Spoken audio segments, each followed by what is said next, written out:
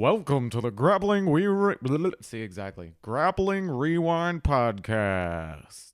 Welcome to this week on the Grappling Rewind Podcast. On this week's show, we are going to recap Polaris 30. We are going to also recap the IBJJF No-Gi Pans. We're going to talk a little bit about the PGF Season 7 draft that took place yesterday. We are also going to talk a little bit of news. We have a whole lot going on. I think the spell is over after ADCC and CJI. We're back into the normal swing of things. As always on your show, I'm your host, Maine, my co-host, Miranda. Hey, Miranda. Pretty good. How are you? Doing pretty good. Let's see.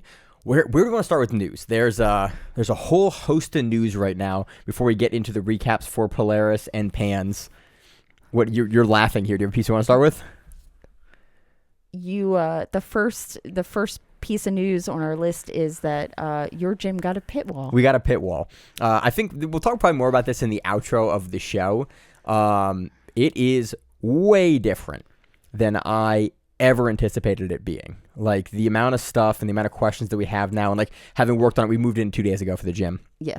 And having had like essentially like 4 or 5 rounds to work on the pit wall. This is gonna make my gym get a pit wall. I know, which makes me laugh. Your gym owner is coming to our grand opening and they're like gonna put on a gi for the first time in 5 years or whatever, just for the pit wall. So bringing the community together.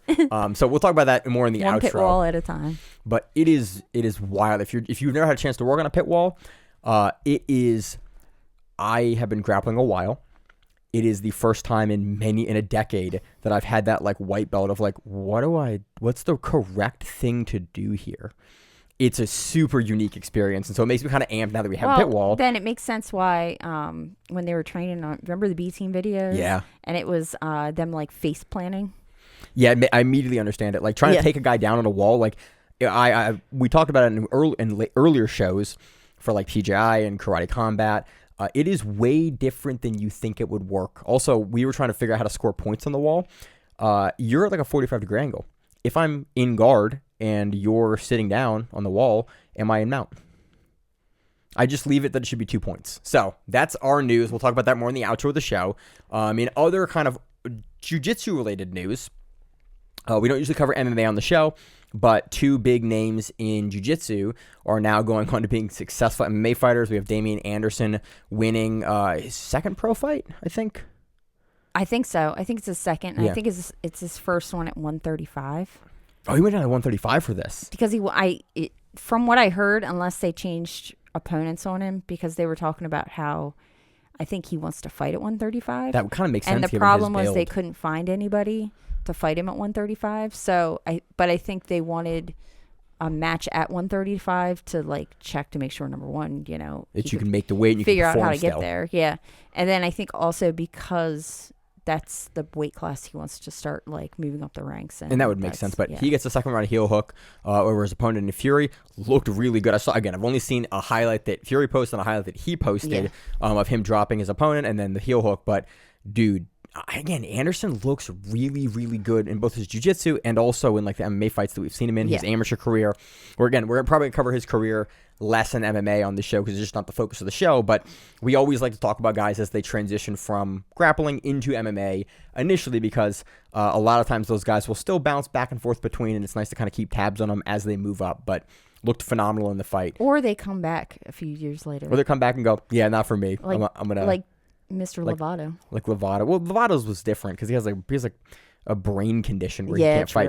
Amanda Lev is different because she has a brain condition. Yeah. Marcelo hated it and just was like, not going to do this again. So also Mantra Kara, we haven't talked about him in a couple of years probably. He is now a former phenomenal jiu-jitsu guy, part of that brown belt squad over at Marcelo's. He did a super fight at one of my first super fights ever was like an in-house thing, and he was the main event. Mm-hmm. Yeah, he used to do stuff until a couple years ago, kind of off and on, but he is now 8-0. He is the Fury lightweight champion and really leaned into kickboxing a couple years ago and, has looked really good, but now he's the champion of Fury. And he's an older gentleman, isn't he? Isn't he his 30s? Or I think he's younger than me, I think. Really? I think he's early 30s. Yeah. Oh, okay. I think he's younger than me. I just assume because of his jiu-jitsu career being so vast that but I mean he must have started when he was really young probably. I believe so. Yeah. He was part of that young brown belt squad. But been a black belt for many years now. So also in other news, kind of related to MMA, but not really.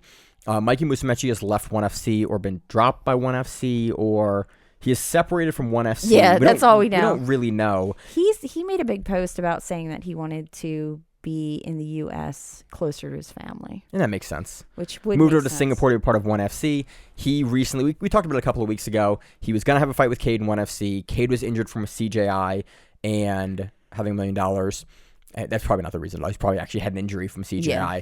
And Mikey and him were going to have a match. Cade pulled out. They made a title bout at Mikey's weight class and required Mikey to drop like almost 20 pounds or something in like 4 days. And they do hydration testing. Yeah. So he didn't even make it to weigh-ins. He doesn't seem like the type that would cheat either. Because there are ways to cheat the hydration testing. Yeah, there are ways to cheat anything. But he doesn't seem like the type that's going to cheat. Yeah. So he couldn't make weight for that bout. That bout got scrapped as a result because he missed weight for a scheduled title bout for his division. He was stripped of his division. And so now he didn't have a belt, and that probably made the separation a little easier. We also have some kind of questions for where's ONE's financing right now, as a lot of MMA fighters are kind of leaving ONE and publicly coming out with issues with ONE FC. But again, I enjoyed watching Mikey get paid. With that note, ONE FC has announced that they are signing Dante Leon and Cole Abate. Which makes me wonder if those gentlemen can now compete in other things. Or Yeah. if they're going to only be able to do ONE FC. I don't know, because they were announced, I think, was the day after Polaris or the day before Polaris? It was the day after Polaris. Okay. And so Cole Abate went on to win wanna say. IBJJF No-Gi Pans, Yeah. and Dante went on to win his debut match in Polaris. And I think that we'll talk about Dante's post-fight comments. He won the match, and he kind of asked, like, hey, do you want to call out for the belt? And he was like, I want all the belts in all organizations. But he weirdly, like, specifically didn't call out wanting the Polaris belt in a way that was interesting to me. Like, he kind of blanket statement, I want all the belts and all the promotions. Yeah. But it was thinking about this and seeing this signing makes me kind of wonder, like, will he be able to do other stuff? Because notably, like, some grapplers that are non-champions in ONE FC, like Tommy Langacker and Canuto and other guys that pop into ONE, they'll do a match, win or lose, and then they will compete in other stuff. Yeah. And others like Mikey, and until the matchup at CJI, Cade and Ty don't really do anything else outside of ONE. So some people seem to have exclusive contracts, some are one-off or non-exclusive contracts. We have no idea, but again, I hope two things. One, both these guys get paid, both Cole and Dante get paid. And two, I hope that we do see them in other stuff. Again, unless they're getting paid like $50,000 a match, then I don't think any other organization is paying them that well, so I just want them to make money. And I think Cole Abate would have people behind him that would make sure he doesn't sign something stupid. Yeah, he seems to be very they seem to make good career decisions with what Abate does. His father. Yeah, right? Is a lawyer his father does his business, I believe. Yeah. Right? Like, this could be something that I'm pulling from. But international contract law is very different for ONE, so. Oh, definitely. But I could see, like, someone who's just a jiu-jitsu person that doesn't really know what they're getting themselves into. We have seen it many a time. Yeah, maybe agreeing to something because it's a bunch of money and you think, oh, it's a sweet deal. But not realizing, oh, shit, now I can't do IBJJF and I can't do this and I can't do that. Where there's also a possibility that's only for no-gi and then he goes and does gi. Yeah, which we see Cole compete in gi pretty frequently now that he's not injured anymore. So. Right, because that's what we saw with the Ruotolo twins was that they would do gi. Ty would do gi stuff. Ty to the worlds at gi. That's why he's a world champion. Yeah. And then Cade, because he didn't meet the requirement, because he didn't win, because his brother beat him for the next world cycle and points and everything else. But I mean, they still did gi. Oh yeah, and Cade was still getting points too to go to worlds as well. I remember that. So that's big news for ONE FC. Again, I hope that we see some phenomenal matches. One championship. One championship. For years, I keep calling it ONE FC. The old I always name. type it as ONE FC, and then I have to replace the and ONE then championship. I take it away and I add it in. Again, we've talked about one of the principal drivers on the show, and it will kind of inform the matches we talk about. Guys getting paid. We try to talk about, which is why we're going to give more time this week to Polaris versus No-Gi Pans, because one is an amateur unpaid tournament and one is a paid super fight tournament, and we always want to highlight guys in organizations that are getting paid because that is sort of one of the tenets and drivers of the show in the first place, is talking about professional jiu-jitsu. The amateur side is really cool, but I want to talk about when guys are getting paid. So, Miranda, do we have any other news that I'm forgetting about? Don't believe so. Cool.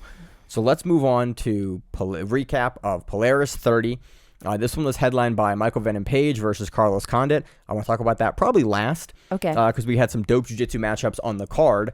I want to start. So we had the preliminary card. It is free on YouTube. Kieran Kachuk's on there. Rosa Walsh and Sula May Lowenthal was on there. Ben Hodgkinson was on that. Paolo was on that. It also had a charity match that was one of the first matches, which was a gentleman from Parliament going against an MMA fighter. Yeah, it's if you go all the way down. I didn't see. Go down to the very end. Matt Inman defeats Will Stone, and it was a charity match. And Will represents the Swindon North in the British Parliament. That's super neat. He said he wants to bring awareness of jiu-jitsu. And that he lost by Americana, which is kind of funny because it's an MMA fighter. That's American that beat him by Americana. That is some Tarico Plata getting Tarico Plotted by fucking Tynan shit. But yeah, it was a charity match. They both gave all their money, or not all of it, but they all donated to charities. Sweet. But I thought it was funny because I was like, when do you see some Republican or Democratic, guy, candidate or office holder in America, it's uncommon. No. So the preliminary card, all of that is on YouTube. It's free. Besides Chael Sonnen. Besides Chael, but he got removed from office. He was removed from office. And Tito. Is he still mayor? I think he moved to Long Beach. He moved to Florida. Yeah, I think he's gone. I don't know. I don't know. So maybe our comments are actually incorrect here, but I don't think when they were holding office they ever competed. I believe that is correct. Yes. So preliminary card is on YouTube. There's some great matches on there. We're not going to cover too many of them because we do have a lot on the main card. Main card is on Fight Pass. It is one of the primary reasons that I keep a Fight Pass subscription is for Polaris. I want to start us off with Dante Leon versus Ellis Younger. We talked about this last week. I think the preview, we kind of hit the nail on the head with Dante's skill set and Younger's skill set. One thing that I don't think we forgot about, but when we were kind of doing the pre-show, talking about where we wanted to take the show, where we wanted to sort of highlight what pieces of what matches, I wanted to highlight Dante's guard because I don't think Dante's guard is phenomenal and world-class, and I don't think we talk about it nearly enough. He has most of his big wins come as a factor of him playing guard from the bottom, either wrestling to the top or sweeping to top or going into the legs. And when he does the bigger, like you said in our pre-show, when he does the bigger divisions, goes in absolute, like we see him primarily as a guard player. Like he will use it to get other stuff going, but his guard is almost unpassable. He also has some crazy legs. He's got some crazy legs, crazy dexterity. And we were looking at his guard. He plays, and you remember what I was like, what is the name? What is that guard called? He plays R guard. Yeah. And he is one of the other guys will play R guard. And R guard is essentially like you are, how do I describe the guard that Dante, go watch this match. You're like your knees go to the outside. And then you have an underhook on the inside scoop on the leg so that your shin is going onto one side of the leg and your underhooked arm blocks the other side of their leg. It's really weird because most people get confused by it and you think it's passable, but it's very hard to pass. It's not because you have both your arm on the inside, that scoop grip, and you have your leg on the outside, or depending on how you're going to play it, where that front side leg that you're underhooking with the R guard is stuck, and it's very stuck, and guys a lot of times will try to outstep it, or because you can't really even, you have to tech down to push off a hook or push off the arm or scoop, and when you get low like that, they take you over the top.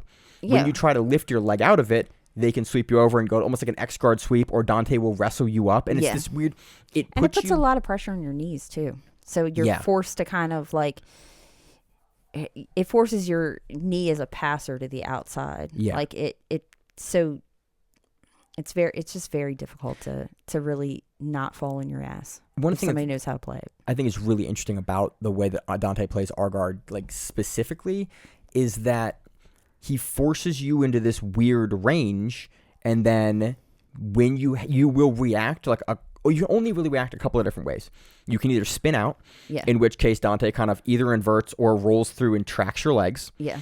If you try to pull out the leg, he will lift up for like an X guard entry, or if you try to tech him down, he'll come out to the side and like wrestle you up. Yeah. It's this, he has these weird, like, and he can wrestle up from a couple different areas, but. Well, and it fits well with other guards too. So you can go from like R to reverse Salahiva. Or single leg X, which we see him go back to. Or whatever you want. Or even like leg matrix, like pop. Like it is such a mobile guard. The way that Dante plays it too, he's flat on his back. So you have to start to close the distance because you can't just yank your leg out very effectively because then you're off balance. So he's it's also strong as fuck.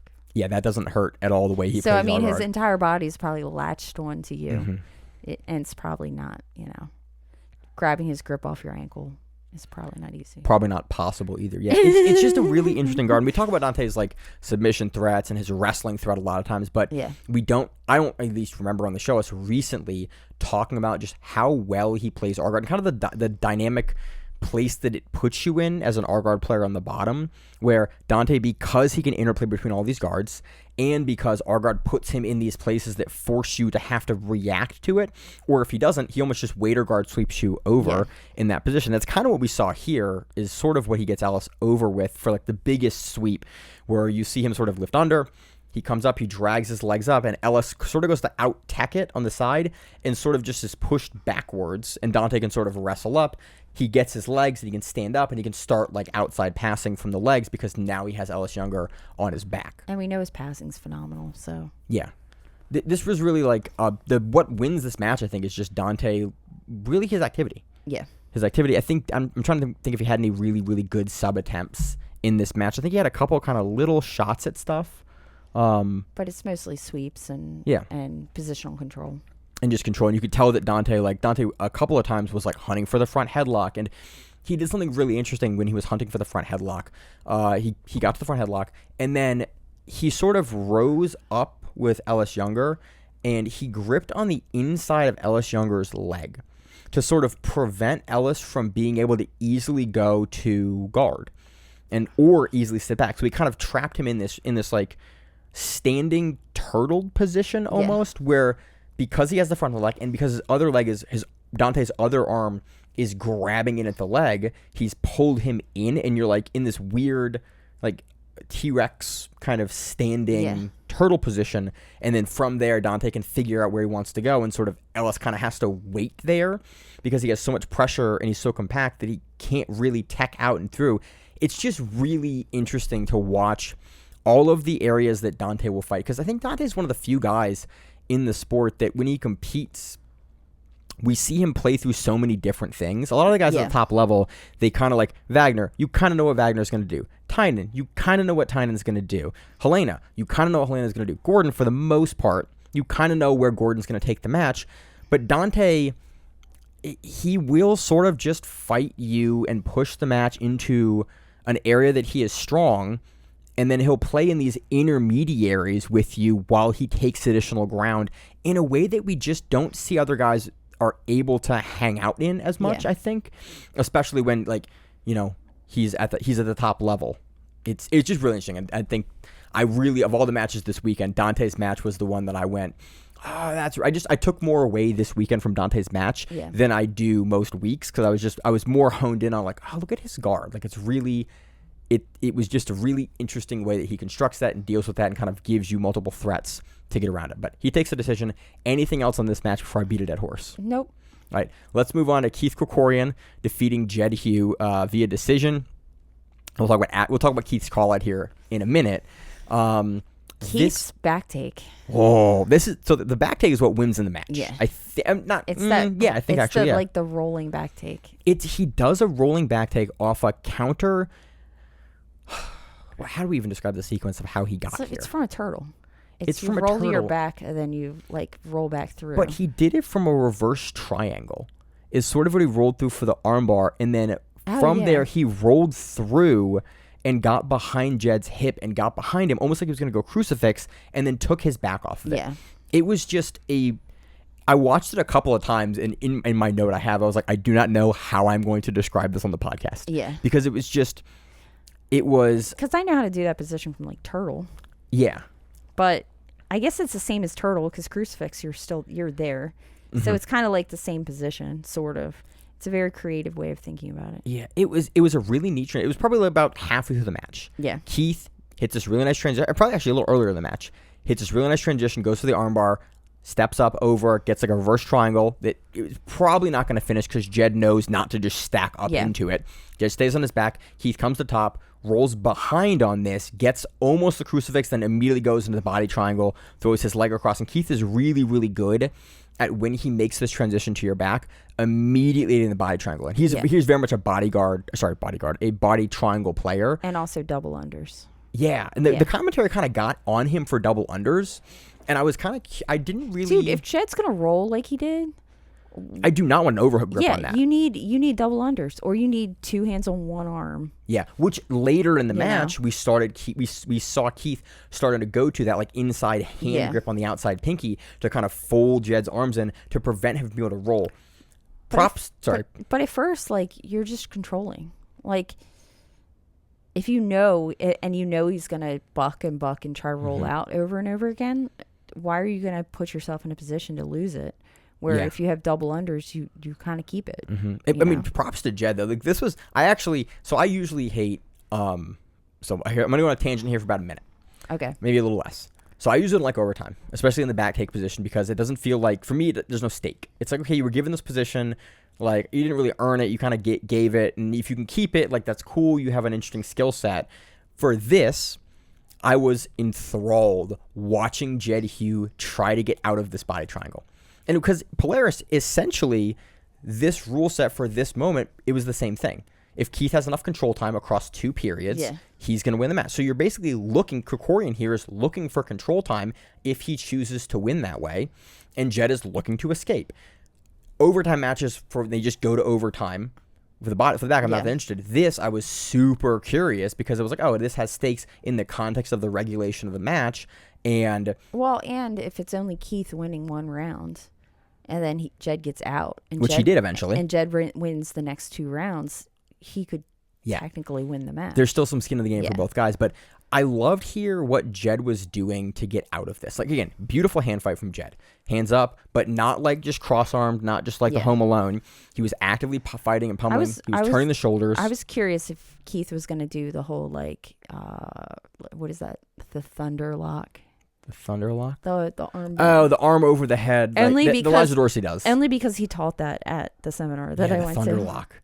Isn't that what that's called? Yeah, I know. There's a bunch of names for it. Like some camps call it something. I don't know. I know it is a thunder lock. It's like it's the top side Americana that you do on someone's back when you pull their arm and you frame behind their head. When they're putting their hands back and trying to grab at you from behind. You basically overhook on their elbow and you put your forearm behind their head, and you can basically crank back, push their head down, almost like a power half. Yeah. While you pull the arm back. Yeah, Keith didn't seem too amped to do that. Yeah. I was also kind of curious if he was going to do it, but Jed just looked like if he were to do that, Jed's flexible enough where he would be able to turn out of that. I was super impressed with Jed Hue's like ability to just keep turning. Like, at no point did Jed overextend himself in the turn. No, he didn't look gassed out at all. He just kept going. Krikorian surprised the shit out of me. He shouldn't have, but he did. Where it was like, oh, Jed's out, and then Krikorian would track and backtrack, and just like you saw Krikorian be. Even when Jed would beat him in the roll slightly, you would see Krikorian go, okay, and overcommit exactly the right amount to square his shoulders up, chest to back again to get the position. Get it again. And they rolled across the mat. I watched them roll multiple times out of bounds, and they'd reset, and they'd roll and reset. But I also liked that both guys were still in it. No one was complaining. No one was like, oh, he's just like, this was a fun back and forth exchange to watch, because you watch Jed just consistently just like keep going back to the well with like, yep, I'm almost out. I'm almost out. And Krikorian like, okay, I've still got you. And then you saw the change of Krikorian's grips from the underhooks to grabbing the hands to flare Jed out to prevent his shoulders from turning. You saw Jed pummel the hands in, and eventually, like, Jed does get out, which I thought was extremely impressive. Yeah, it was.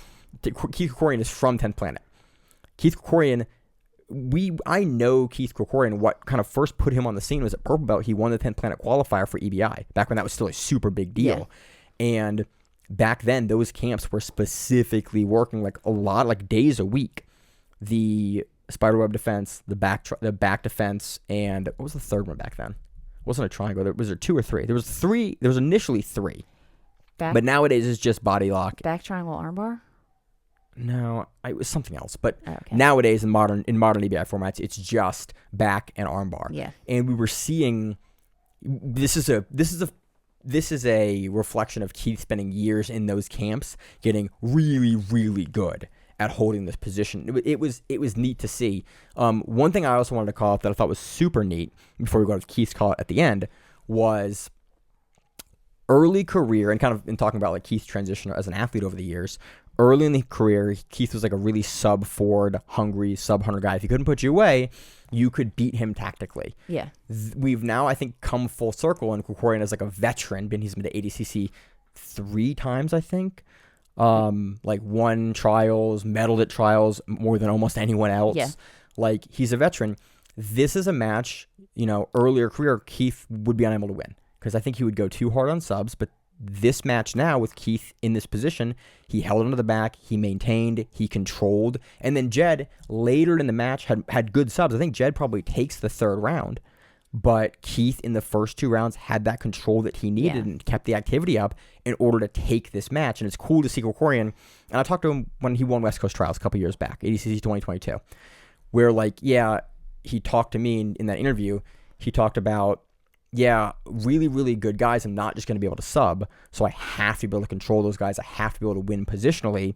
And again, it's cool to see 2 years later, 3 years later, he still has that ability. He's still even made improvements on what he was doing in 2022 to be able to control a guy like Jed Hue here. Yeah, because Jed Hue did have the 3rd round because he kept on like all the initiation for the submissions, the leg submissions were all Jed started it. Now Keith definitely would like crack back at things. Yeah, absolutely. And it wasn't like he was not attacking, but Jed Hue was basically instigating everything, and then Keith would try to hit something else off of what Jed was doing, at least on in the 3rd round. Yeah, I think Jed for initiation is good. I think there was nothing that was super, super tight. Krikorian has really phenomenal leg lock defense, which is where Jed wants to take most of the matches, into the leg locks. Jed got really great bites and would have really great counters off of Krikorian's entries and movement, but Krikorian would also do a phenomenal job every time of either spinning out the knee, facing the knee down, opening the hips enough. He would be consistently always gave Jed the right escape, cool, this is what I should be doing here. And there was never a moment where he had to eat something. He was just like, yep, I'm in front of this, I know where you're going, I know the transition is going to happen, I'm just going to get in front of it and then get out. But again, I think Jed does take that 3rd round, but with the overwhelming time that Krikorian had for a couple minutes on the back and the control early in the match, I think this is what gives Krikorian a clean decision.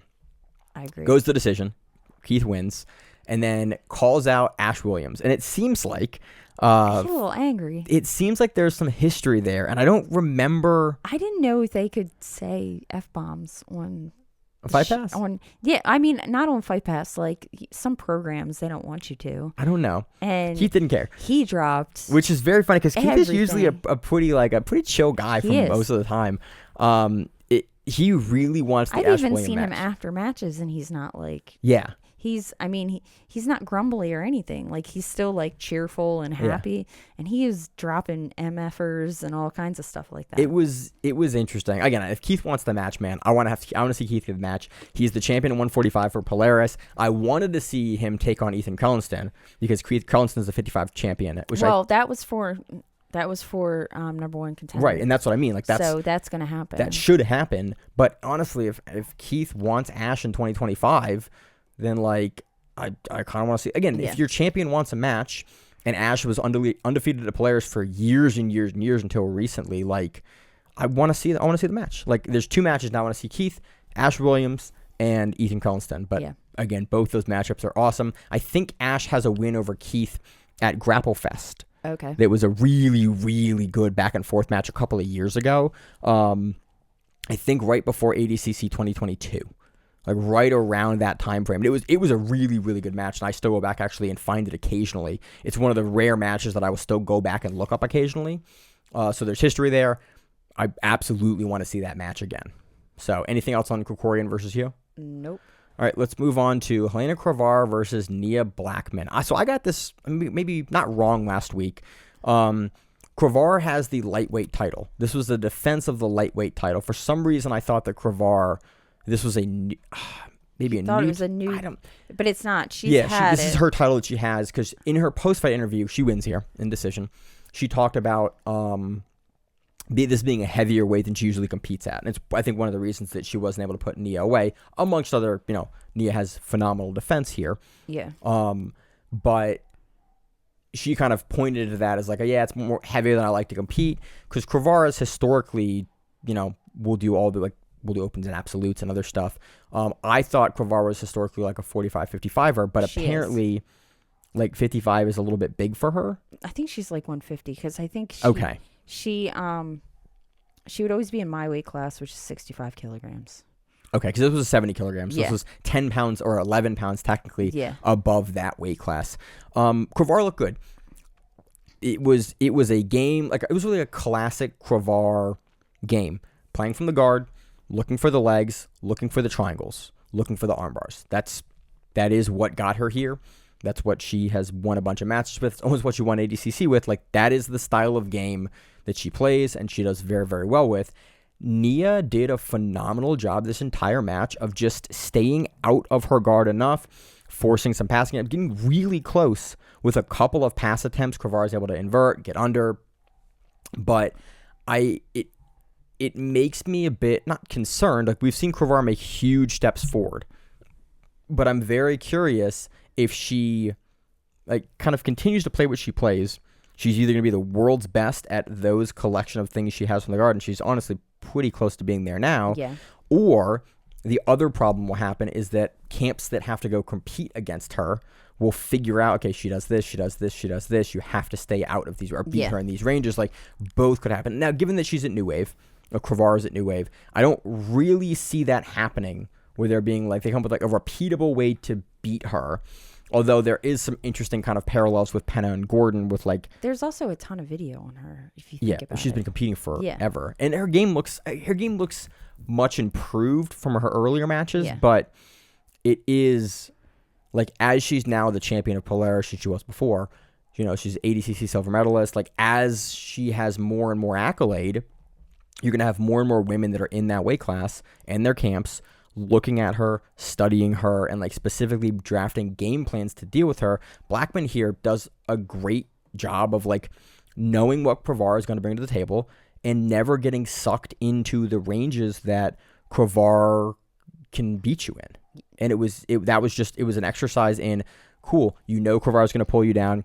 You have to maintain your posture. You know that she's going to look for the legs to maintain your posture, so you have to tech out and back away. And then when Crevar goes for the hook to press in, then you have to pass off of that. It was very, that she's going to do this. And Blackman went, cool, I know that she's going to be here. Now I'm initiating passing. Yeah. Now I'm initiating pressure. Now I'm initiating like my sequences here. And this match was honestly a lot closer than I thought it was going to be. Yeah, it was. Because she almost took it back at one point. Yeah. Nia just knew where she needed to fight Crevar. And it was a really, really interesting match. Again, I know, the New Wave team is some of the best game planners in the sport. I assume that they're going to see this and like immediately go and make corrections and changes to Crevar's game. The other thing I wonder is if she's not the type of competitor that can change on a whim. Yeah. Like if you're in the middle of a match and something isn't working. And we've seen that before. You can just go from like, okay, now I have to do this. Because some competitors can do that really well, and some competitors cannot. Mm-hmm. I mean, we've seen Crevar in her trials matches. When she couldn't deal with Mo Black's wrestling, like she just didn't have a good avenue to deal with that. And then in 6 months, we saw her know how to wrestle, and it was like, okay, well that's crazy now that you just know how to wrestle. Yeah. But again, it's something we've come up before. If the game plan's not working in the match, it continues to kind of not work, and she can't really push you. She wins this match. I don't want to take anything away from Helena Crevar here. Like, she wins the match. But it is interesting, and I'm curious as she continues to develop if we're going to see these continued trends of like, okay, that's not working. And either you go to Levi Jones Leary route, where it's like, yeah, it's not working. It'll work eventually. Yeah. I'll make it work. I'm the best in the world at this thing, which kind of strikes me like the approach that Crevar is going to take, where it's like, yep, I do these things and I'm the best in the world and you have to fight me here and I will beat you here because I'm the best in the world at it. Yeah. Versus the kind of need to diversify her game. But I am curious if she has other women that can game plan really effectively, like Blackman. It also has the skills to bring it to her and, come and fight for a Polaris lightweight title. I am very curious how that will go. I still want to see Crevar against Fionn. I think it may be too much too soon, but again, he's not a defending Polaris lightweight champion. Yeah. There's not much more. She's ADCC silver medalist. Like, there's not many more. And really, when you think about it, Fiona's smaller. Yeah. So. By a little bit here. Yeah. But Fiona will go up and do absolute, much like Crevar will. But I think I want to see that match sooner than later, because I think, how old's Fiona? Early 30s, late 20s? Yeah, I think so. I think so. That curve is potentially going to... Let's not talk about the curve. Yeah. I want to see the match. I think it's a really interesting match for Crevar. I would love to see it like in a year or two, but I kind of want to see it earlier and then see a rematch, regardless of who wins, because I think that Crevar has a really interesting game, and I'm curious where she takes it. She retains the lightweight title here. I think it's a very reasonable decision. She gets more attacks off, has more activity. Nia has some really great moments. You can arguably give her a round here, depending on where those round marks line up. But Crevar was in the driver's seat for the majority of the match, especially early. Yeah. So let's see. Let's talk about... You want to talk about main event? You want to talk about other matches? We'll talk about main event. Main event, we had Michael Venom Page defeats Carlos Condit. Carlos Condit via decision. I have buddies that have called him Carlos Conduit from Joey Diaz for like 10 years now, and I read his name now as Carlos Conduit, and I'm like, I can't get it out of my head. Carlos pulled guard multiple times, which was awesome. But he also wrestled, and he also took Michael MVP down with a single leg, and like it was. He looked like he was having a fun time out there. He did. I was a little surprised about the decision. Yeah, I was too. Again, I watched this match as a main event, like two MMA fighters that are primarily strikers. Like, I'm maybe not with the most critical eye as I watched like some of the other matches in the card that are primarily grapplers. But in a big lens, I was like, okay, Carlos Condit probably win that. But he is American, and MVP is UK homegrown. I think MVP also took him down a few times. Yeah, and I think that is kind of the difference. But Carlos was doing all kinds of shit. He was trying knee bars. He was trying to heel. The knee bar looked pretty good at one point. And MVP also throws a knee bar at one point. Like they threw a lot more things than I expected out of this match. Yeah, the match was a lot more fun than I thought it was going to be, and I'm very happy for that, because sometimes this match on the preview written all over it had two guys that don't want to wrestle want a hand fight for the entire match. And I'm very happy that both guys kind of laid it out there and did jujitsu. And it was, again, in places a little more tentative than I would have liked. Condit tried to do a scissor leg takedown. Yeah. Like he did all kinds Which is baller. I will say, this match was more fun than I thought it was going to be. I think you can give it to Michael Venom Page here. It's fine. I liked the activity that I saw from Condit more. I think MVP might have had some better moments. Yeah. But I think overall Condit was the one, usually in my eyes. Again, I watched this one time. He was leading the pace. Yeah. I think. And I think he was being more creative and more, I don't know, involved.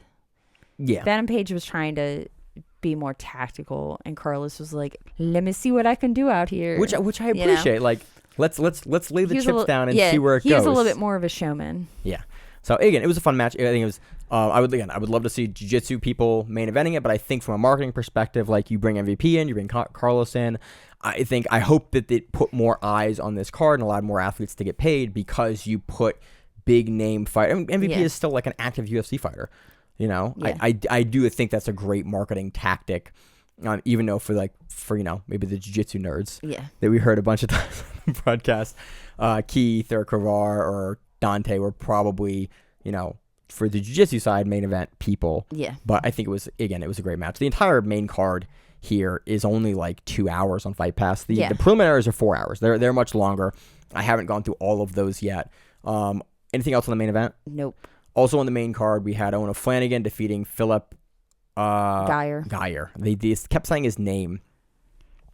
This match went how we previewed it. Yeah. Which is Philip wrestling and Owen O'Flanagan looking for a couple of subs. I think kind of what wins him in Polaris they use the round system. Yeah. So it's 3 active rounds. If you win 2 rounds and it goes to decision, you have to win both rounds. I think Owen has a good entry on a Choi bar and just generally is the one initiating more like submission offense. Yeah.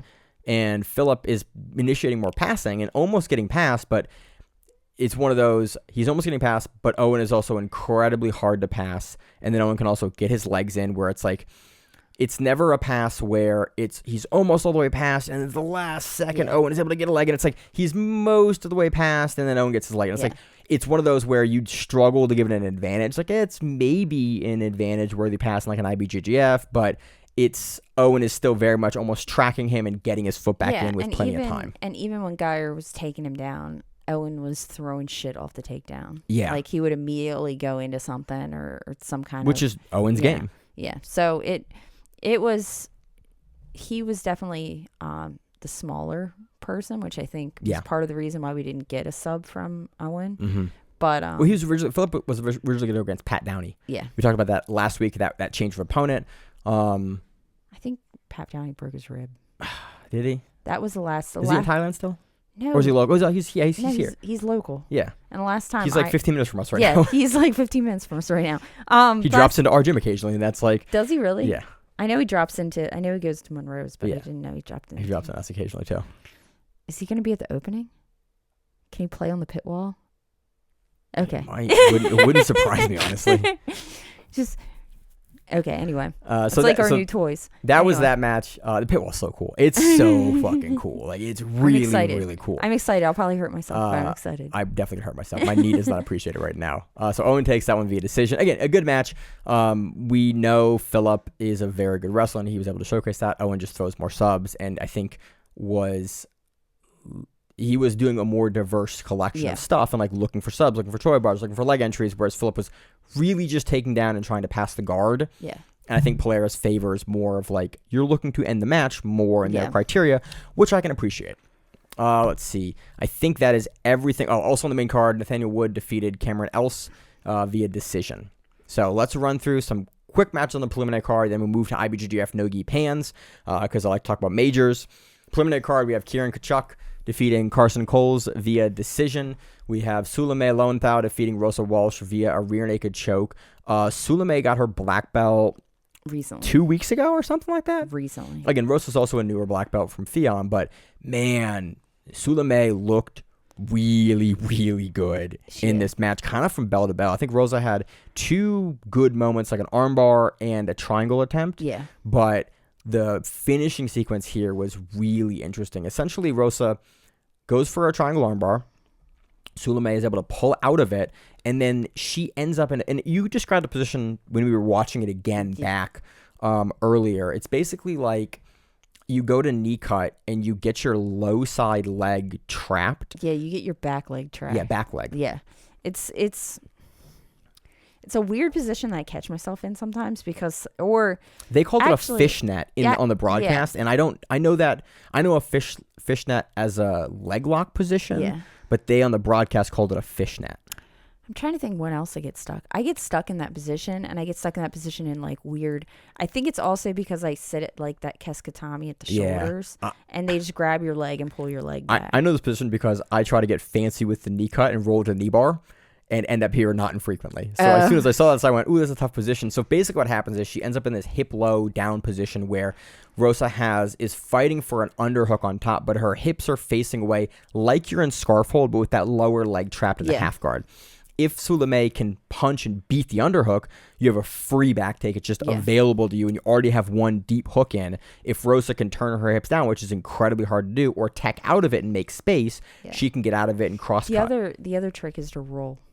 You roll like the opposite direction. I roll chest down, and then you try to like invert them over the top. You gotta freaking do it fast as hell. And so Sulame recognizes the position, beats Rosa on the underhook, and kind of like out counter digs. And really the interesting thing is Rosa's trying to kind of grab her head to pull her in, and Sulame knows that like if I can just get my body flat enough and keep this guard position, like the back just falls into me. And it was a really interesting finishing sequence here. She gets the rear naked choke, but very, very impressive from Sulame here. And it was just a really neat kind of finishing submission. We also had Ben Hodgkinson defeating Dave Weston via arm triangle choke. We were kind of curious going into this how Ben would look. Look good, gets the finish here. Anything else we want to go through? We also had Dinu Bigelow defeating Craig Young via submission, rear naked choke. Again, there's about 4 hours of matches here. And it was again, a lot of fun. A lot of people that we see frequently on the Polaris cards. Again, I like that Polaris is building up that roster in the UK. Look, that guy's name is Harry Loosely. Harry Loosely, yeah, defeated Jean Maltese via decision. Again, It's it was a great event. name right there. Mm-hmm. Anything else closing for the card? Nope. Me being a weirdo. Keep on going. Well, that does it for the Polaris 30 recap. Again, love Polaris. I think they're doing some great stuff. I really love that there was a midday card. You could watch it. Let's move on to IBJJF No-Gi Pans. In Texas. In Houston, Texas this time. We're gonna run. It's always in Houston, Texas. Is No-Gi Pans always in Houston? I think so. Really? It was last year. Huh. Okay. Yeah. I don't keep as much track of the IBJJF. I only do because in the locations that I used to. I get annoyed by all the majors being in Vegas because I don't want to go to Vegas anymore. And we go like No-Gi Pans, we go 2 and 3 times a year now. And like No-Gi Worlds is in Vegas now. It's not in It's not in California anymore. Not in yeah. And I'm like, I want to be in California. I don't want to be in Vegas anyway. It's just me and my. Put it in Boulder. That'd be hilarious. Or Denver. Have everyone just be exhausted. All of us would just die. Look, you put it in Denver. 1. You make anyone above 185 a 5-minute match, and then you call it a day. So moving on, let's run through. We're gonna run through the women's division first. Yeah. And then we're gonna run through the men's divisions. Again, mostly results. We have a few notes here and there, but we're already running a little longer, and so you can go back and watch these finals matches. The coverage was pretty good, but the results. You can't go find results right now. Yes. So we had to pull them from. We had to make our own results. Yeah. Rooster weight. Oh, we have names again, Miranda. Do you want to do names this week? I'm gonna do names. Sure. Rooster weight. We have Thais Loreno versus. You're killing me. You go. Versus Mariana Loslit. This was. Oh, you've written these in a way that is. No, this is the way. This is the way I copied it like this. Okay. Because the women's results were up, the men's results were not up yet. That's what it was. Yeah. No. It was just a points win. Yep. Just a points win. Light featherweight, we had Anna Carolina defeating Shelby Murphy. And it was a closeout. Teammate closeout, yeah. Which I hate to see, but again, for your mate No-Gi, I hate to see it, but I understand it. Yeah. I'll leave it at that. We've beat that horse many a year. Well, and there's certain people that if you got into finals with, you might be like, oh, fuck it. Yeah. Yeah, it depends. Depends on who it is. We have featherweight Toledo Alencar versus Amanda Montero. Dude, Toledo was an angry person. Dude, sometimes she comes out, and historically when she's done that, she's kind of gassed a little bit late in the match. Yeah. But she comes out super aggressively almost all the time. She also had to change her clothes in the middle of the match and all kinds of crazy shit. But Amanda definitely had some amazing guard work because she wouldn't let Toledo pass her. Mm-hmm. And does Amanda take this one? Toledo wins. Okay. By decision. Yeah, but this is again the results we're talking about. She plays a pretty amazing guard game with Toledo just being oppressive on top. And they at one point, the thing I like about Toledo's game, at one point they're throwing each. I think Amanda gets points at one point because Toledo goes out of bounds while she is in something. They literally are chucking each other into the signs. Normally you see this at middleweight, but they were chucking each other around. The women's divisions, we've said it for years in combat sports, get chippy. Yeah. The women tend to get a little chippy more. I think a little more frequently than even the men, which makes me kind of it's interesting. It's pretty funny. Lightweight, we have Julia Melide. We have Amanda Bruce defeating Julia Melide. Yeah. It was pretty fast. Mm-hmm. It was Amanda just passed, going to the back and choked her. Mm-hmm. Middleweight, we have Nadia Franklin versus Gabriela Schock. And we have Nadia Franklin winning by submission. I believe it was a heel hook. I love the way we have heel hooks in IBJJF now. I believe so. It's so nice to see it black belt. Medium heavyweight, we had Amanda Leve versus Jordan Patrick. I think this was... finding the back. Nope. Bet you it was a rear naked choke. Rear naked choke, yeah. For medium heavy, Amanda Leve versus Jordan Patrick. Amanda Leve does the flying armbar at the beginning, and the first 2 minutes of the match are Amanda Leve holding this chick's arm and trying to break it. We have a highlight reel of Amanda Leve doing this to Maggie Grandotti, back when Maggie Grandotti was killing everyone at ADCC, at like this is a thing Amanda has done for years and years, and she's really, really good at it. She throws it hard too. Yeah. Like you and can she watch wins it. matches and wins tournaments with it. And Amanda's like a medium heavyweight woman. Like she's not. She's plus 65. Yeah. ADCC. Or was she under 65 this time? Mm-mm. She's plus 65. She was plus 65, but she was under. No, she was. Did she go to under? She was under 75. She was under 65. She had done trials at plus 65, but then she showed up at under 65. That's what it was. Yeah. Amanda's like very, very good at this. And again, she's not like a lightweight. She's a medium heavyweight doing this. It's very interesting. It is interesting to see Amanda back really in jiu-jitsu in the hopper. This is her first no-gi black belt major. Amanda looks very, very good. I'm happy to see her kind of back in the competition like scene on both IBJJF and in ADCC, because when she went to MMA, and again, her MMA kind of fizzled out. Well, and then fizzled out. She can't do it because of the medical stuff, which sucks. But like if she can't do that, I'm still very happy to be able to still continue to cover her in jiu-jitsu because she's a phenomenal practitioner to watch. Again, the flying armbar is not something you see very often, and she's very good at it. Next one at heavyweight, we had Maria Rafato versus Elizabeth Clay. Clay points. Clay points. Clay points. We also have this match a second time. Yeah, that's for the absolute finals. And it was a heel hook win. Elizabeth Clay, 17 weeks. Yep. After giving birth. Just had a baby. 17 weeks. That's crazy. That's a week over 4 months. That's insanity. That's crazy. I don't know what to say more than that's crazy. Good for her. And to have I'm assuming she had it naturally. Because there's a picture of her in a bathtub. I only say that because I had a C-section and I couldn't bend myself like that for weeks. Yeah, there was a picture of her in a bathtub giving birth, so I assume it was. Yeah, I assume it was like a natural birth. So she probably did the natural, like, I take no drugs. That's like a power play when it comes to a woman. If a woman takes no drugs to have a baby, more power to them. I took all the drugs. Yeah, all the drugs. Clay, then I can't really get over having not had a baby myself. I can't get over just how crazy that is. Like 4 months later, you win a no-gi major title. The other things are like taking care of your baby. Yeah, and like being a new mom, and then being in competition shape enough to win not one, but two divisions. I don't think she took a lot of time off. That's wild to me. Good for her. Good for Amanda. Congrats on that. Congrats on the baby. She probably has an amazing family that helps her. Hey, hell yeah. That's the only way you can do it. What you'd like to hear. Yeah. But she wins both the heavyweight division by points and the absolute division by heel hook. The transition is really cool. It's a classic Amanda. I keep saying Amanda Leve. A classic Elizabeth Clay transition to the outside heel hook. Yeah. Then we have super heavy. We have Paige Yvette versus Maria Morena. Paige is looking really good here. About 6.5 minutes left in the match. She gets up in a scramble and then shoots like a power double into Maria. And Maria goes, I've seen this before, and snap down, basically arm in guillotine. Yeah. And then drops and basically jumps guard on Paige. I'm curious if Paige hurt her knee here. I hope she didn't. Yeah, because her leg does a weird movement. Her leg does her outside leg on the right hand side of the screen does like a little wobble, and Maria just cranks this arm and guillotine and gets the tap. This was fun up until that. This is a neat finish. I had a buddy of mine at the gym that was watching this. Was like, look what just happened, and we watched it again. I was like, it's arm and guillotine. I love the guillotine. Yeah, and it was good. Yvette looked just super aggressive and like was pushing the pace, but again shoots that double. It gets intercepted and gets guillotined by Maria Morena. Yep. Let's move on to the men's divisions.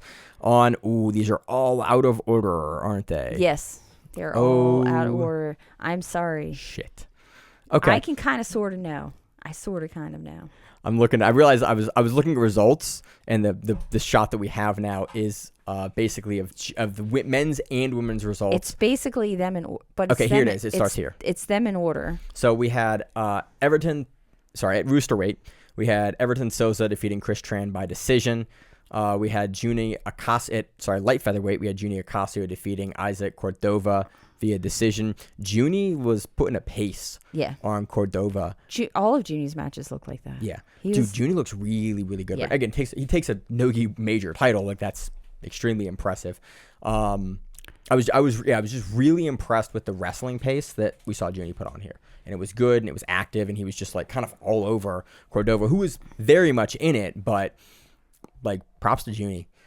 Big news, we had Cole Abate at featherweight. We had Cole Abate defeating Julian Espinoza by armbar. Espinoza tries to stack him out of it, and Cole just gets underneath him and finishes the armbar. Julian tries to stomp his face. Kind of like, well, that was an earlier submission attempt. That was like the stomp out. Earlier stomp out. Yeah, he basically tries to stomp out of not stomp his face. Like he makes a step over on a triangle that Abate throws up because Julian Espinoza gets a little close to the guard and kind of gets pulled into Cole. Cole can throw a triangle up. Espinoza steps over and out of it, but later we see Cole able to get back to the armbar from his back and then finish it. Cole beat Gianni Grippo. He did. That was an interesting match as well. It was like the second. It's a takedown, I think. No, it was a sweep. I initially said it was a takedown, but it was. And Corey said it was a sweep. I didn't see. I only saw a little piece of it. Cole sits to guard, and then he sweeps Gianni. But I think it's just Gianni wanted to be on the bottom, so Gianni didn't really care because Gianni thought that he was going to win. So have these guys gone against each other? I don't think so. Because this would have been. They were both at the same trials. They were both at East Coast trials. But I don't think they've ever gone against 2020. But I could be really wrong with it. 2, right? East Coast Trials 2022, because that was the one where Grippo got spiked by Anthony Burchak. Yeah. And then Cole would have beat Krikorian in the finals. So that was that trials. So were they on opposite sides of the bracket, or were they on the same side of the bracket? Because I'm curious if this is a rematch or not. I'm also curious, has Cole done trials again, or did he only do the one trials that he won? He only did the one trials. Okay. Okay, I haven't seen any. There's none that pop up of him except for the No-Gi Pans match just now. Okay. Yeah, again, they were probably on opposite sides of the bracket, but I was curious because they may have met back then. I was curious how that match went or not. Yeah. On the lightweight division, we had Max Hansen defeating Carlos Henrique via decision. This was weird. Carlos Henrique in the first 15 or 20 seconds of the match gets 3 negatives. Because he doesn't have contact with Max Hansen before he pulls, which in IBJJF you need solid contact to pull. He does it 3 times. It was weird. It was, and you saw Max trying to like intercept for the leg tap to get the points, and Max Hansen is very good at that, and will probably get that.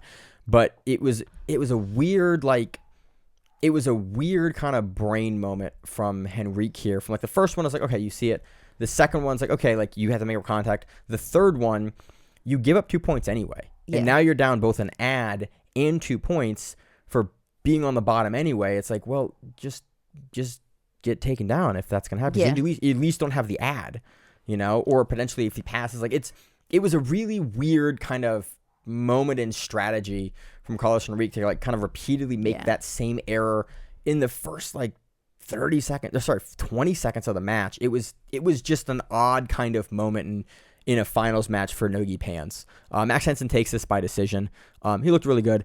He started up. Again, you essentially start the match up 2 points. Yeah. So, you can, IBJJF, that's a really strong starting position.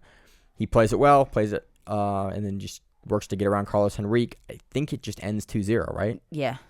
So, yeah, that was the match. Again, taking nothing away from Max Hansen. This is his first black belt major title for IBJJF. I think him and Dante Leon closed out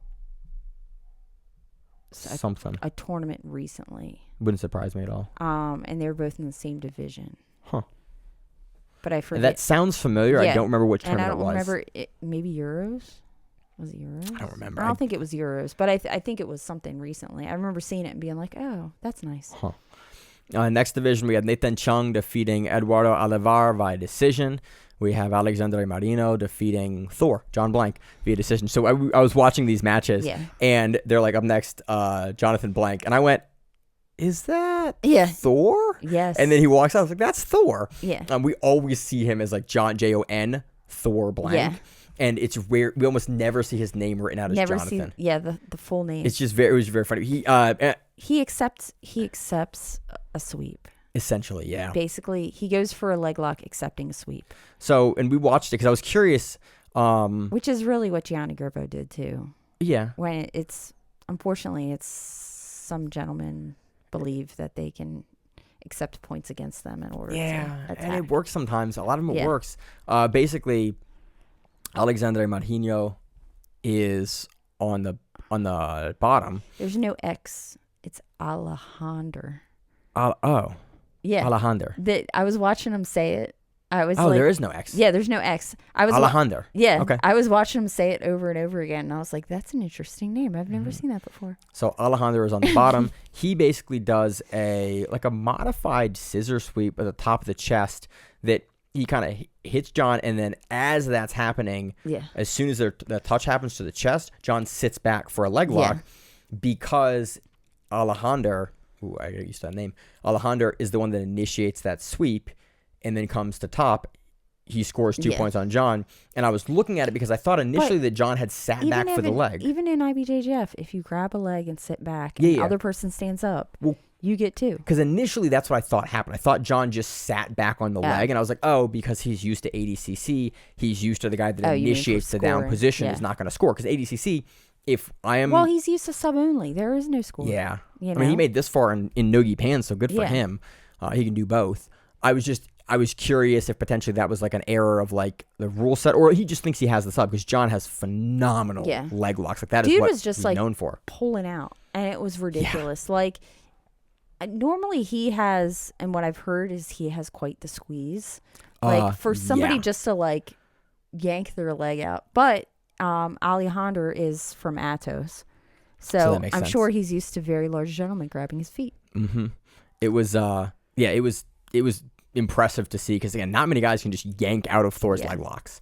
So and then you got to skip a few. And then you got to skip all of that. Okay. Skip all of that one. And then we had Jose Germa defeating Francisco Lowe. This was a heel hook. One of the. I thought it was an injury. It was a heel hook. One of the legs. Dude, Francisco Lowe came out with 2006 Frank Mir wraps.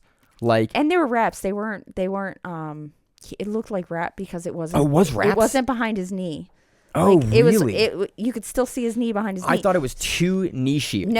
It wasn't knee sleeves. Okay. It was literally he wrapped his knees. So we know Francisco Lowe has no knees. We know that because we watched him get kicked out twice now. And we watched him screw over Tynan. Hey, look, the rule's the rule. And the rule's the rule, but come on, man. They got upset. So you did the soccer style fallout. He did do that. But he has his ankles wrapped up and he has his knees wrapped up. And at one point he is playing the bottom and Jose basically just jumps back and hits that like cross heel hook on the top side. He doesn't even really get it. It's like Francisco Lowe just like, nah, he just man, falls I'm done. apart. He's like, nah, and then you see him like again.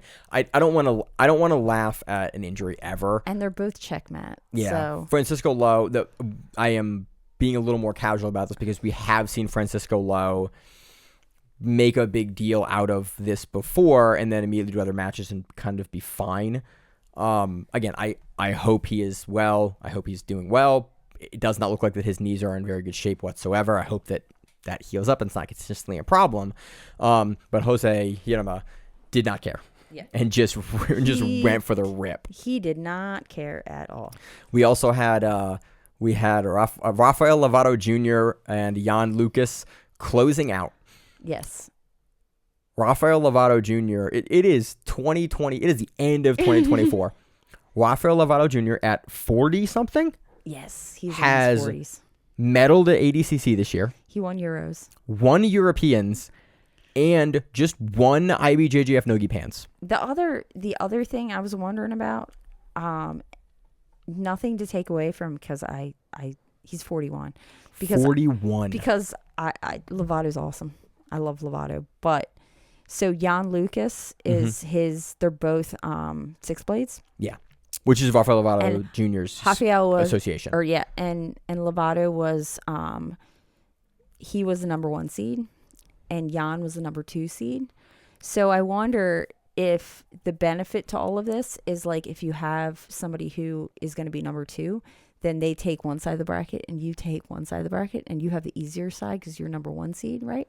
So you get 16th, and then after 16th, you get, like 8th or something like that? Depending on how it's But, then you know that, you take the lower seeds out, and then you might have one hard match, and then you go against your own guy, and you close out. It's the way to do it. You know what I mean? We saw the Cicero Costa guys do it, Yeah. but they closed out quads before. Again, I wouldn't say easier matches at black belt no-gi. No, not at all. But also, you're gonna. But you're going against from the seeding perspective. You're gonna get one. You're essentially gonna get one guy. You're gonna get one seed better on the number one seed of the bracket. Yeah. Sorry, one seed worse on the number one seed of the bracket than the other side of the bracket. Yeah. It is an interesting little quirk of being the number one seed. And you might get a brand new black belt as your first match. With no points, yeah. And he's been going around forever, so that's the only thing, because when you looked at the seeding, it was number 1 and number 2. And I was like, I wonder if Jan is just kind of like cleaning it all up. I mean, you can't clean up both sides. No, again, you can't. But taking nothing away from Lovato, it was always interesting when you look at closeouts. You always kind of wonder just how brackets are. Again, it is wild to see Lovato at 41 years old. He retired like 3 or 4 years ago. I'm done. He retired at ADCC. 2022. He said I will not do this. I remember that because he retired at ADCC 2022 because I got a chance to see him in the arena, and I thanked him. Hey man, it's awesome to see your career. It's been great to be able to cover it, and I thanked him for what he did essentially for American Jiu-Jitsu, because he was one of the OG. He was the OG American guy for a long time, and he had just retired when I had that very brief conversation with him, and now he's unretired and winning and medaling, and just what the hell, Lovato? Good for you, dog. I love to see it. I'm sure this is a tested one, so it's not right. Is it? I'm not sure about that, Miranda. I don't know if this is a tested. I'm not sure either. I don't know. We're gonna find out. Nothing away from that. I don't care, Lovato. Do whatever you got to do. I love to see you out there just continuing to win and showcase cool jiu-jitsu. Yeah. Next match, we have Lucas Valetimi defeating Leandro Limos via decision, and that closes it for the men's. It does not. It does not. Oh yeah, and we have these are okay. In the finals for the absolute, we have Devontae Johnson defeating Alejandro Marinho again via submission. Yeah. This was rear naked choke over the face. From our angle, it looked like it looks right like it's over the eyeballs almost, but it could have been. Based on where Devontae's other hand is, it could have been below the chin. I couldn't really see it, but I was looking at the back of the head because No-Gi Pans had one camera angle, which was pretty good, honestly, for most of it. I would love for a No-Gi major for us to maybe spring for a second camera angle, but it looked like it was over the face, but it doesn't matter. That's legal. Could have been under the neck too. But Devontae Johnson wins that one by submission. Overall, honestly, pretty interesting Pans result. Pretty interesting Pans finals. Some neat stories for it. They weren't really as boring as they can be at times. Yeah, I think that honestly, with the heel hooks, and the 50-50 rule, the IBJJF has slowly made some changes to really, I think, improve a lot of the things that we've given them grief for in the past, and I think they're really moving well in the right direction, and I appreciate that. Yeah. So, moving on. That's the recap of IBJJF No-Gi Pans. Let's talk about PGF Season 7. So it is happening this week. We had our draft. It's actually happening right now. It is happening right now. It is Monday, November 4th, 2024. Day one has begun. Day one. So let's, for a recap of what PGF is. PGF is the Professional Grappling Federation. They are in their 7th season. Last season was a breakout year. It was a $100,000 event. It was on Fight Pass. They really upped production. It is a very interesting team-based quintet style-ish weight class subversive style format. Yeah. Essentially, everyone goes against everyone. Or each team. Yeah. How do we explain this? So there are teams. There are 5 teams. So you have 20 grapplers. 4 teams or 5 teams? 1, 2, 3, 4. Four teams. Go we down? No. 4 teams. 4 teams. Everyone is under 205. Yes. Everyone is under 205 for this season, for season 7. And there are 20 teams, and then each coach, so Coach Hodger Gracie, Coach Dean Lister, Coach Pedro Sauer, and Coach Carlos Machado have a set amount of dollars, or I'm going to call them points, draft points, essentially, that you can bid for certain athletes. And so yesterday, all the athletes got up on stage and went through reasons why they're terrible and you shouldn't pick them. Yeah. And it was the most hilarious thing. Miranda sent me a couple of them, like Kyle Bames. Yeah. And I was like, wait, really? And it is just, athletes. I've only seen a couple of them. Yeah. Just talking about like every injury they have, why you shouldn't pick why you them. shouldn't pick them, and then I don't know who started and this. then Fedor started talking about wrestling bears, and then Marcin was talking about how strong Polish people are. Like it was all over the place. It was wild. Because I think you told me that it started because they said Paul Ardillo went first. Yeah. And all they would talk about is how good Paul Ardillo looks. Yeah. And then apparently how handsome he was. Everything just spirals out. So basically, teams elected to spend their points on athletes and draft them to their team. And at the end of this, the winning team wins all the money. And there's some other performance bonuses as well and other things that come into this. A lot of these athletes are not 205 pounds. Yeah. A lot of them are below 205 pounds. Other guys, like Kyle Bame, had to cut to make 205. And I think they only had to cut for probably weigh-ins that day. That's what I'm thinking. I do not think you have to do it every single day for these because it wouldn't eliminate a guy 3 days in. Yeah. This is a brutal tournament. It is essentially a round-robin team-style format where everyone goes multiple times a day for an entire week. So you go against, let's say Team A and Team B go against each other. Everyone goes against everyone. Mm-hmm. And so it makes it for a very long, it's like a 4 or 5 hour of day event. It's like 6. It's a long event. It's long. But people get broken.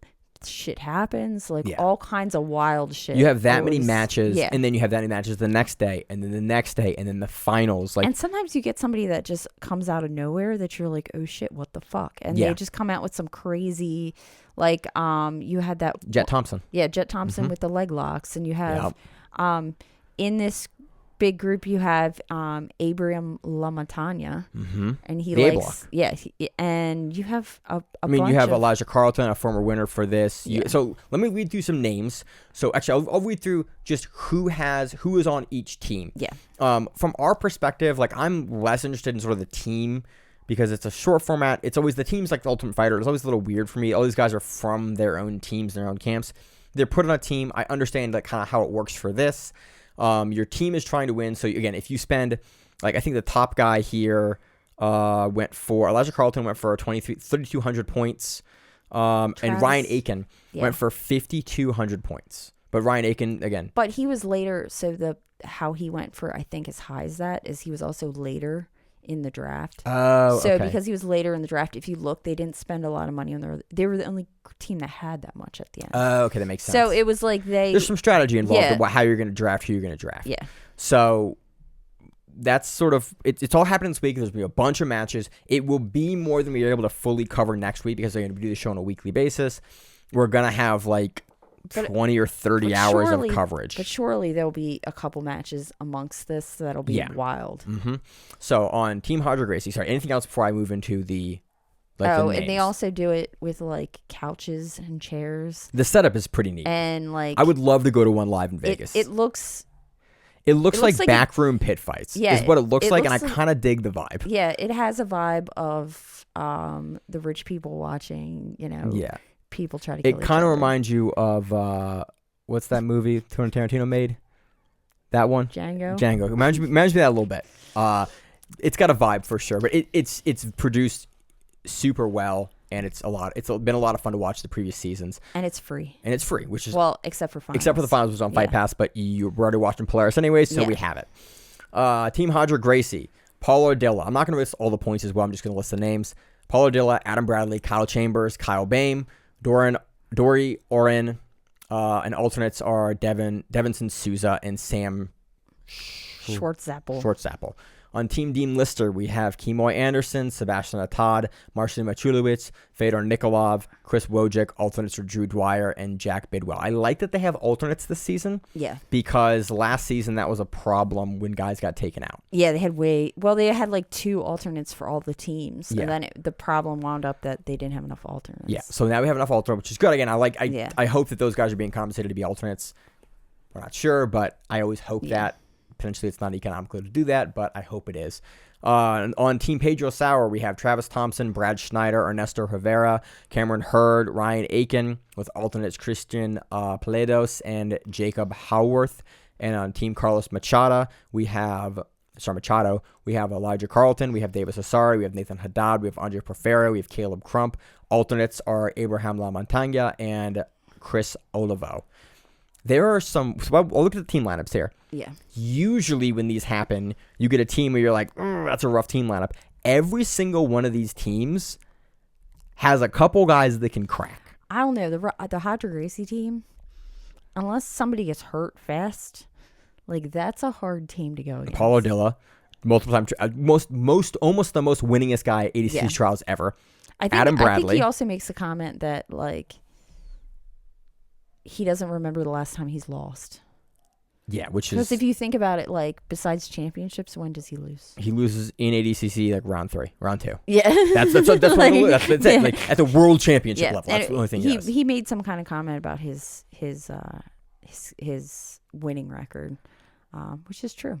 Yeah, Adam Bradley's crazy, like good. Kyle Chambers, super hard to put away, which in this format is astonishing. Same with Kyle Bame. Kyle Bame is crazy. He's also the Nashville qualifier winner. He won the qualifier to get into this. Yeah. Crazy hard to put away. On Team Dean Lister, you have Kimmo Anderson, runner-up from last season. Yeah. You have Marcin Maculowicz, who's the guy we've been seeing in Polaris a bunch, who we've been really impressed with. Won trials for ADCC.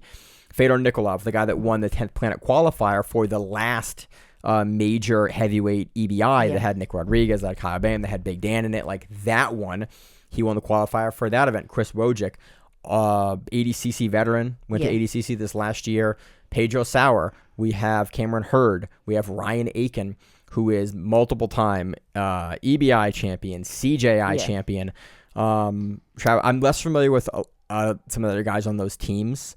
But again, you have Ryan Aiken, who is super, super hard to put away. And then on Team Carlos Machado, you have former PGF winner Elijah Carlton. You have Davis Asari from New Wave, who did really, really well last time. Had some upset losses, but was one of the most consistent guys in the early couple of days. I think he got injured later. Yeah, but he did. I think he got heel hooked at some point. I think so. I think everybody got heel hooked by Jet. Pretty much. I think Jet took a lot of people out. Nathan Haddad, hard to put away as well. Andre Porfirio and Caleb Crump. These are some really interesting teams. I don't really want to make team picks, but man, that Hodger Gracie team looks really good. I'm really curious. I didn't watch the entirety of the draft. I'm just kind of recapping the draft. Really curious how they landed with that team. But again, the PGF is a little weird because the point scoring, you're really only scoring points if you're subbing guys. Yeah. Like that's really the only place that you're scoring points. Chokes have more weight than chokes or arm bars. So if you can beat a guy like handedly, that really doesn't mean much in PGF, which I think is kind of an unfortunate side effect of the way that it's structured. Yeah. I would love to see like dominating like positional victory be a way to score. Like give me a half, give me something. Yeah. If you can go to decision, but that's not how it's formatted. So sometimes that throws a big wrench in some guys that are really, really good but aren't as submission focused can really struggle in the PGF format. And we saw that we've seen that notably every PGF, the past 6 seasons. But last season on that big stage, a lot of people went, oh, right, this is kind of a quirk of the PGF format. Well, then having to do it day after day after day. Yeah. We saw like Max Hansen was on it last time, and then he tried to have a match like the day after, and he was like, damn, I was wrecked. Like I wasn't in any shape to be able to compete and have like matches after that, after a week of competing like that. So again, good luck to all the athletes. This is a crazy tournament. You can watch it throughout the entire week. Here's the draft. There's going to be some phenomenal matches. It will give you hours and hours and hours of live jiu-jitsu to watch this entire weekend. And honestly, the team lineups are stacked. There will be some really big, really exciting matches from a lot of these guys. And I love a lot of these guys are on different teams. They so can we're going to see these matches. We're going to see fun matchups. Allegedly, they can also trade people. Ooh, that is interesting. Yeah, could they do that last time? I don't think so. I don't think so. Ooh, that's really so. That was the other thing. Are they doing fantasy this time or no? They're doing fantasy. You can either do free fantasy or you can do money fantasy. Oh, but it's already started, so you're already behind the ball if you want to start the money fan. It's like $25. Did you do it? No. Oh, I didn't know it ahead. I didn't know it with enough time ahead. And after doing it last time, I realized how horrible I was at it. So I wasn't very good at it. We had a lot of fun talking back and forth every day of like, who'd you pick? You're like, oh, it was. Yeah, because I was fun. I did not make good. You made picks gut picks. Yeah, and my gut picks were not working. But it'll be a fun event to watch this week. Dean Lister also had a black eye, and he had his black belt that was, acting like an arm sling. Dean looked like he got in a bar fight like before, or a motorcycle crash or something. Yeah, it was a look. It was a look. Pedro Sauer looked like he just come off a construction site. Yeah, it was. It was a wild. It was interesting. Wild event. And then you had like Kyle Chambers with like looking like Carmen Sandiego with like the big hat. The hat. I said that. It's like just. It is a showcase event that is, I think, designed to put eyes on jiu-jitsu and be fun, which I like what the guys like what Brandon McCaffrey's doing with PGF and RAF, like all those guys on that PGF team. They are doing something different to try to go into a different audience, different market, get people to kind of put eyes on an event that they might not before. And I really appreciate it. Like, you know, some stuff I'm going to love, some stuff I'm not going to love. But overall, I appreciate that they're really putting their money where their mouth is, having great production and doing a lot of really fun stuff. I hope this time they have a little better camera sync, because we had a lot of camera drift from audio this week, or in the first one and on the last event. I hope that they're able to kind of fix that so that later in the live streams that we're not getting frame drop and camera desync like we had on the first one. So that's my only hope. Again, the production's fun. The event's fun. Definitely watch it. We're going to cover it next week. Yep. So that is it, Miranda. I have no other events to recap and cover. We are back in the normal swing of things. Other than the pit wall discussion, like, anything going on this week? I don't think so. Yeah, we got a new puppy.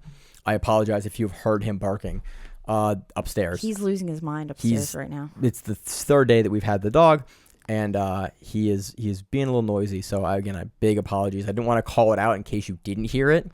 But yeah, I apologize if you hear that on the broadcast. My wife and I are in the process of building out this new studio. Yeah. So I'm very excited. Hopefully in this month we're gonna have more soundproofing in the studio that we record. We have a bunch of the material for it. You can't see any of the construction that's going on behind, but hopefully we're gonna have that, more put together in the coming months. So that's exciting for me. I got a pit wall to work on now, which is wildly difficult. I'm going to come visit at some point. It's fun. Besides the opening. Well, the opening's probably when I see you, because that's this weekend, right? It's fun. My wife is gone for the opening. She's up. Really? She's away on travel, and she's like, I didn't know. It's the only times I get flights. I'm like, yeah, it's okay. Like, well, yeah. I sort of have to do not combat. I have to do card jiu-jitsu on our gym's anniversary. Oh, with promotions. That's so funny. So yeah. So my wife's missing that, and you're missing that. It's so funny. I understand, but there's certain things that you kind of have to do when you got to do them. Yeah, the pit wall is awesome. It's super neat. Like, I was trying to double. We have a heavyweight that we train with, and I was trying to double him into the wall straight, and he can just sit back because it's 45-degree angle. You can just sit back, and then unless you turn the corner or get low and forget their legs and pull them out, it is. If you have a gym near you that has a pit wall, try it out. You can't do stuff like wall walk. Like normally when you fight on a cage or like on a wall, you can pin your shoulders. If you're standing, you can pin your shoulders back and you can walk your feet out and kind of have some motion. Yeah, and kind of walk your shoulders up the wall. Yeah, or not even if you're standing. Like, you can pin your shoulders back and like you can walk off the wall with your feet. You can kind of defend and move your feet. On the pit wall, like, you need to walk up onto that wall, and it's like not a reaction that you innately want to do, and so you just get knocked over in funny ways. It is really interesting. I just remember watching videos of Joseph Chen like face planting off of it. Yeah, there's going to be a lot of that. We've already had moments like that in like the 2 days that we've kind of done the soft opening for the gym already. Was that like I went my class on Friday, and then after we started mucking around with it, I was like, okay, next class I run on Friday. Next Friday, we're all just going to workshop the pit wall, because it is super interesting and wild to work off of. Yeah. What you can do, like, we were talking about scoring points. And so CGI has no points. But it's weird because you're at a 45-degree angle. So if I have you in guard and I push you up the pit wall, and then I get past your guard, I'm in side control, but you're just sideways on the wall and standing, like, is that a pass? Because you're kind of in the air, you're up. It introduces all of these weird edge questions. But they don't do points. They don't do points to CGI, but if you were to run an event that does points that uses the pit wall, because we mace the pit wall. It would have to be hips. You'd have to go by heaps. It's really interesting. It scratches that itch that I love of like, ooh, is that points? Is that it scratches that weird arbitrary itch of like. I like the thought of that, but I don't like being the one that has to then make that decision. Oh, I can't wait. I'm so excited to design drills and games and like situations around that new thing. Even because I think it'll make people better just generally thinking on their feet. Yeah. We're like, cool, because wall work makes people better at thinking on their feet because it's a new scenario. You get something that's really comfortable, you put them on the wall. If they've never done wall work like in MMA, suddenly they have to do things. Also, like, why I love if you don't grapple with gloves once a year, put on MMA gloves and just tap. And suddenly you're like, oh, I can't play this open guard because why? Because homie can tap on my face, and it makes you grapple very differently. The pit wall kind of has the same effect as like putting someone on a wall, putting someone on a pit wall. It changes the environment enough where it is super interesting and dynamic of like, oh, I can do a bunch of different stuff, but I also can't do a bunch of stuff. I'm already really enjoying pinning people into the corner and passing there. I'm having a great time doing it. So if you have an opportunity to try a pit wall out, try a pit wall. Or make your own. I'm sold. It's not hard to make, actually. Little frame, little mat. It's super. I didn't think, I have completely 180'd on the pit wall from when we first got introduced. Like, I'm fully on board. Get a pit wall. Have your event in a pit wall. We're going to have an in-house on a pit wall. It's just, I'm super looking forward to training with this new piece of equipment. That's awesome. Mm-hmm. Ready? Anything else fun? No. All right. Well, as always on the show, I'm your host, Maine, joined my co-host, Miranda. And we have the Grappling Rewind. So, Matt, what it is, stay safe. If you like the show, please consider sharing it on Facebook with the folks at your gym. It's the best way that we grow the show, and we really appreciate it. You can reach out to us on email. We also have Instagram. We have Facebook. We have Twitter. We have Google+. Until that shuts down. We have a website. If you have an event you would like to have us cover, please let us know. If you have a name, like most people do, and you'd like to have us stop butchering it, let us know. Reach out to us. The show is also available on YouTube, Spotify, in addition to iTunes and every other podcast service. We very much appreciate your time, and thank you.